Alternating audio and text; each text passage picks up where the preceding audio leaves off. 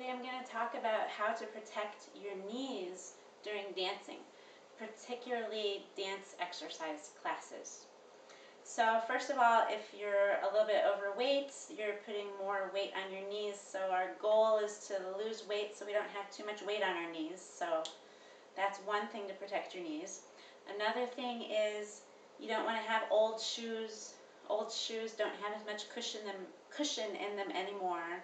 So make sure you're renewing your shoes every 6 months or so. If you start to feel knee pain, maybe it's because your shoes are old. Okay, also you need to have strong quads and strong hamstrings because those muscles are connected to your knees, and strong quads and strong hams help your knees out. So when we're exercising, we're focusing on making our legs strong. Okay, so in your dance exercise class, in the warm-up, you want to make sure that you're doing this kind of bounce at some point during your warm-up. There's a lot of this kind of bouncing going on during your dancing. And when we do this bounce, our knees are bending, but they don't bend like all the way right away in the beginning of class, right? You're keeping a smaller range within your possible bounce range during the warm-up. So I don't bend and squat all the way, and I also don't lock and completely straighten my knees during this bounce. But we're doing a bounce, and it feels good on the knees. Sometimes you do something else at the same time, some shoulder roll or some kind of arm movement. And you might have your feet wider apart. You might keep doing the bounce. So even though I'm starting to move from side to side, I'm still bouncing in my knees. That's warming up my knees. Okay, next. Knee circles are really good for your knees, and they should happen at some point during the warm-up and during the class. So you could have your feet together. You could have your feet up to shoulder width apart. You can do it in different positions. Bend your knees, hands on the knees, just to learn. And you're going to make a circles on a horizontal plane with your knees. So I'm drawing a circle on a plane that's parallel to the floor. Now when you do this, you don't stay on the same part of your foot. I'm actually giving myself a foot massage because as I move to the right, your left, I now have more weight on the right part of this foot and the left part of this foot. And as I'm going forward, I now have more weight on the front of my feet. I'm to the left, I have more weight on the left side of this foot and the left side of this foot. Left and left. Back, around. Okay, you want to make sure you do this in both directions. And you start out slowly. Of course, in a dance exercise class, you're doing this to the music. The teacher might start at half speed, and then they might work up to a faster speed. Could be like this. And you have the feeling that you're doing a hula hoop around your knees. So that's real nice for your knees. Okay, so another thing that you want to do during the warm-up, you want to bend your knee. You want to do knee raises. Bend and straighten, bend and straighten. I have all my weight on my left foot right now, and I'm just picking up my knee, bend, straighten, like so. So just bending and straightening. You can also lift your knee and swing your foot. Swinging your foot, that kind of little kicking gives you another dimension, another way to move your knee to warm it up. I'm not putting an impact on my knee, and even when I'm raising my knee like this, I'm not putting any impact on it. I have all my weight on my left foot. Okay, another thing, a lot of students tell me, oh, I can't do a hip rotator. I can't do this because I have bad knees. Well, when I do this, this has nothing to do with my knees. My knee is not doing anything. This is all in my hip rotator. So my whole leg is moving as one unit. Now, if someone does it incorrectly, they may inadvertently use their knee, and that's why they think they can't do it. So let's talk about how to do this correctly so you don't inadvertently use your knee. So first of all, you need to press your foot into the floor. It's the ball of my foot that I'm pressing into the floor. And I feel like I want to squish that cockroach, really squish it. So when you press really firmly into the floor, you're engaging your leg muscles. Your muscles are working. It's when you don't press into the floor and you don't engage your muscles that you're knee can get too much freedom and wobble around and go crooked on you. But as long as I'm using my inner thigh, I'm using my whole thigh, I'm pressing into the floor, I know where my knee is because I know where my leg muscles are. And my knee is just going to stay in line with my toe. So if my toe points that way, my knee points that way. If my toe points that way, my knee points that way. The muscles are engaged to make sure that that alignment consistently happens. Okay, so that's for the hip rotator. Sometimes people want to do like a chicken move, like this.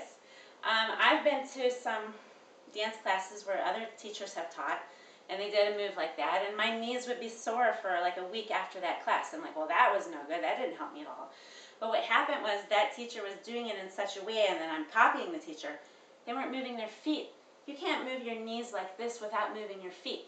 So what you need to do, keep your knee in line with your feet. That's the basic rule. So if I'm going to bring my knees together like this, I'm now standing on the inside edges of my feet.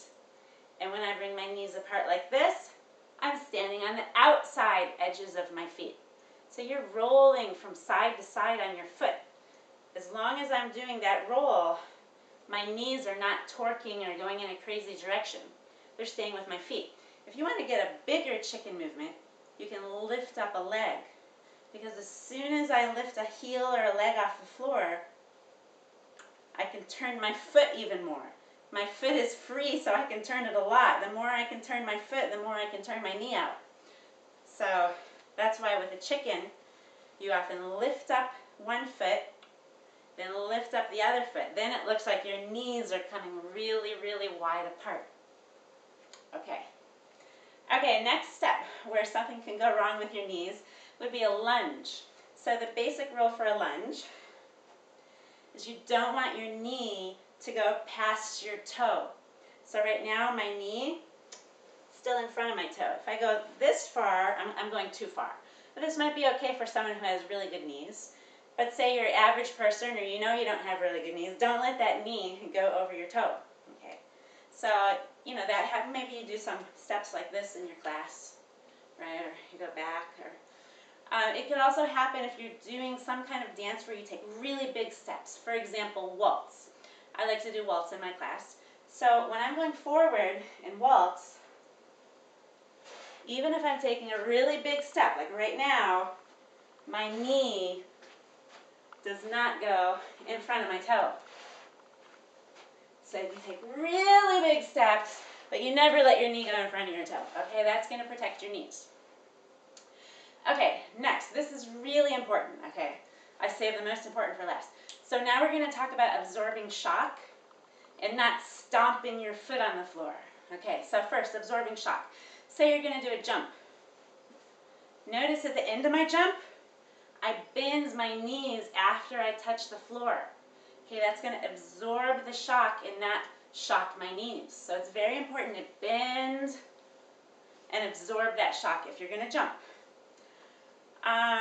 Suppose you're doing like a knee lift, like, you know, you do this like in Bollywood a lot, this kind of knees coming up and it gets going really fast. Well, what I hear in class a lot, and I always do this, I say, shh. I want my students to be quiet. I don't want them to be stomping the floor. Because if you're stomping and stomping and stomping, think about every time you stomp, that's a lot of impact on your knee. You're going to wear your knees out. So what you have to do, you have to learn to absorb the stop, absorb the landing. So if I was on a hard floor right now and I had shoes, you wouldn't hear anything because I'm using my abs and I'm using my leg muscles. And every time as my foot is about to touch the floor, I stop it with those muscles so that it never touches the floor with much impact. It touches the floor so lightly, it doesn't even make any noise.